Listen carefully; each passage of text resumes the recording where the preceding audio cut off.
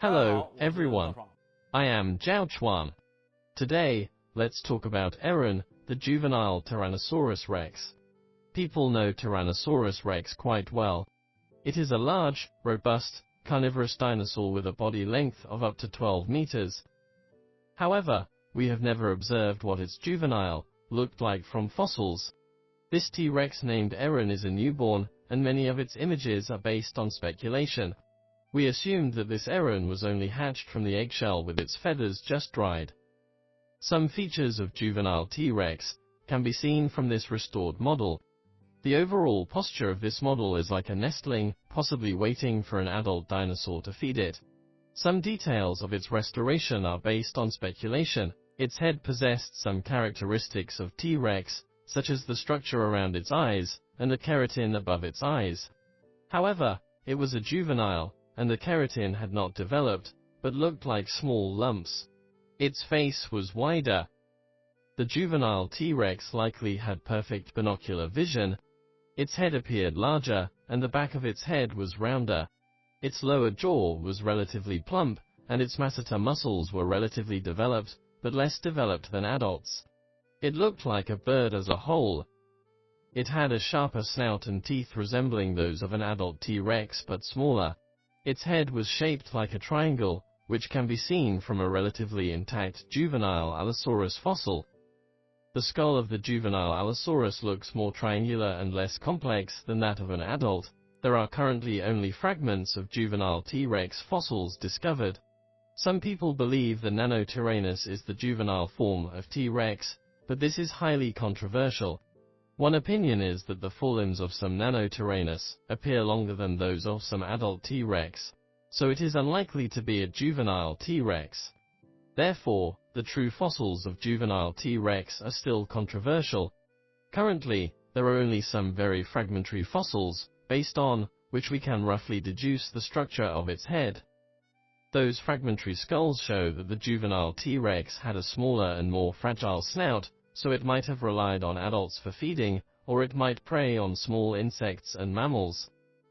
Juvenile T-Rex might have larger eyes than adults, which is also consistent with the characteristics of modern juvenile animals. Juveniles tend to have larger eyes than adults. The forelimb-to-body ration of juvenile T-Rex appeared larger than that of adults. The forelimbs might develop slowly during growth. Its forelimbs appeared larger, with longer fingers. The juvenile T-Rex had longer legs. Although there are no clear fossils about this, based on some juvenile fossils of Tarbosaurus, we can infer that its legs were longer. Because the juvenile T-Rex preyed on smaller and more flexible animals, it needed more flexible legs to run faster. Its toes were also slender. It didn't have the thick pads of an adult T-Rex because it hadn't grown to that large size yet. Therefore, it didn't need to bear such a weight. As its weight increased, its hind limbs might gradually thicken, and more developed pads would grow on its soles. In addition, the juvenile T-Rex might have a more flexible tail because it was just born, so its tail might be softer. The dinosaur bones were tenacious in the egg, and its tail was coiled inside it. The tail soon after it hatched might not be as stiff as that of an adult. It was quite flexible. Also, on this juvenile T-Rex, you can see a layer of feathers covering it. As the juvenile T-Rex was quite small, it needed a layer of fluff to keep warm, helping it survive the colder nights. There has always been controversy about whether T-Rex had feathers.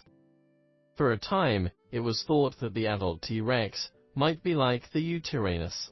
The discovery of Yutyrannus led people to believe that this type of dinosaur might have the same primitive feathers. However, the more and more sorted-out skin fossils of various body parts of T-Rex show that the adult T-Rex did not have any hair, only scales, and the scale forms of each part are pretty definite. However, it might have this kind of downy feather in childhood, which might slowly fade away as it reaches adulthood.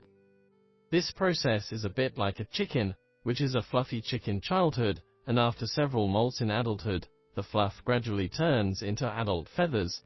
You may feel that the scales are vastly different from feathers in morphology.